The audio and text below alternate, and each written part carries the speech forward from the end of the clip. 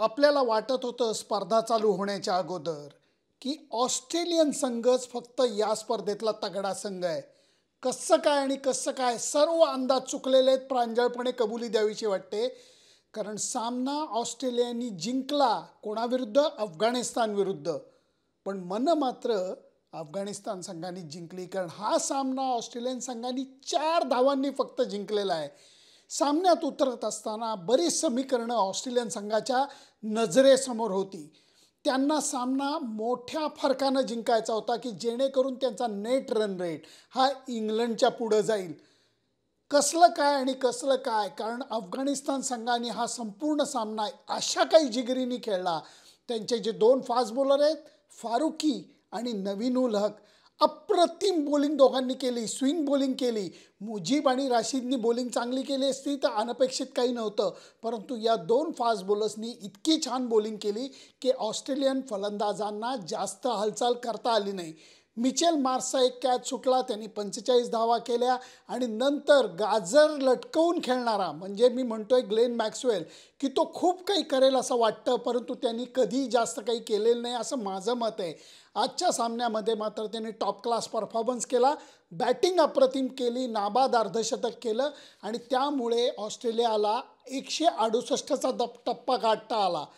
वाटलं होतं की ही धावसंख्या अफगाणिस्तानसाठी थोडीशी अवघड पडेल, परंतु ऑस्ट्रेलियन टीममध्ये स्टार्क नव्हता आणि त्यामुळे त्यांच्या बॅट्समननी इतका सुंदर त्याचा फायदा करून घेतला की एक काळ असा होता की गुलबदीन आणि त्याच्याबरोबर नईब या दोघांनी मिळून मस्त पार्टनरशिप केली. स्कोअर होता 2 आऊट 99.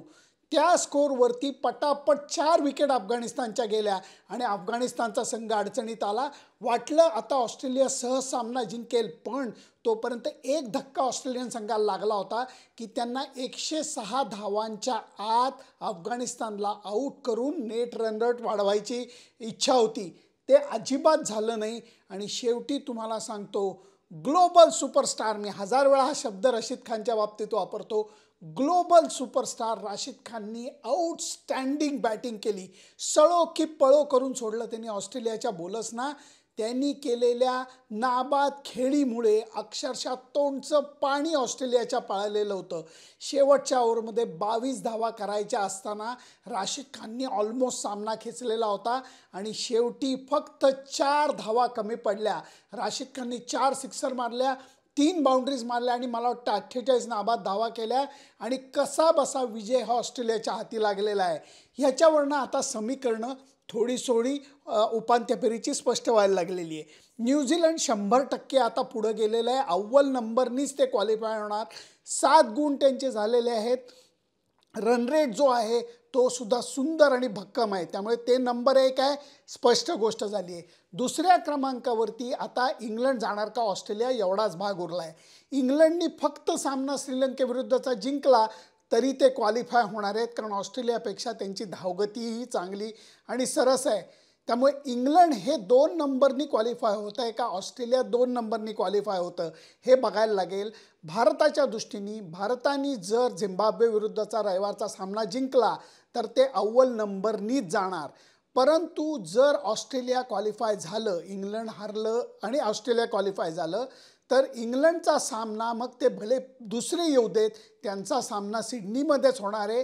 त्यामुळे भारत विरुद्ध इंग्लंड सामना होतो का भारत विरुद्ध ऑस्ट्रेलिया सामना होतोय बघायला लागेल. अर्थात भारताला झिम्बाब्वेचा सामना जिंकायला लागेल आणि त्याच्यानंतर दक्षिण आफ्रिका विरुद्ध न्यूझीलंड सामना होईल असं आत्ता चित्र दिसतं आहे.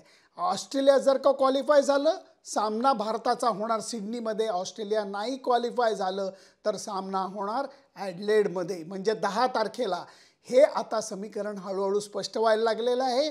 एक गोष्ट आहे, ऑस्ट्रेलियाचा संघ हा नखशिखांत या स्पर्धेनंतर बदलणार अशी स्पष्ट लक्षणं दिसायला लागलेली आहेत, कारण जे ज्येष्ठ खेळाडू आहेत, जे अनुभवी खेळाडू आहेत, त्यांना आता विश्रांती देण्याची वेळ आलेली आहे. तुमचं मत काय आहे? अफगाणिस्ताननी जो सामना लढवलेला त्याच्याबद्दल तुमचं मत काय आहे? मी नेहमी राशिद खानला ग्लोबल सुपरस्टार म्हणतो T20चा. तुम्हाला वाटतं का तो ग्लोबल सुपरस्टार? आणि आता इंग्लंड आणि श्रीलंकेच्या मध्ये कोण सरस ठरेल? मला थोडंसं वाटतं इंग्लंडचा संघ खूपच भक्कम आहे. श्रीलंकेने जर का सामना जिंकला तर कमाल होईल, पण इंग्लंडच्या संघाला जास्त संधी असं माझं मत आहे. तुमचं मत काय आहे? भारत 1 नंबरनी क्वालिफाय होईल का 2 नंबरनी क्वालिफाय होईल? तुमचं मत काय मला जरूर कळवा. आणि त्याच्याकरता माझं फेसबुक पेज, माझं यूट्यूब चॅनल सबस्क्राईब करायला विसरू नका. तेव्हा आता सर्व नजर इंग्लंड विरुद्ध श्रीलंका मॅचवरती, आणि अर्थातच रविवारी भारताचा सामना आहेच. तोपर्यंत बाय बाय.